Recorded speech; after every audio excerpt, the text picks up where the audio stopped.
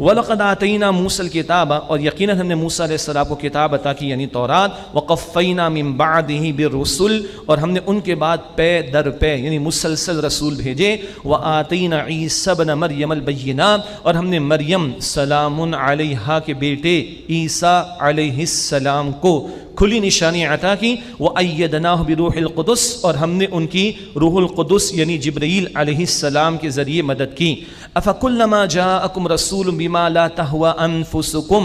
اور پھر کیا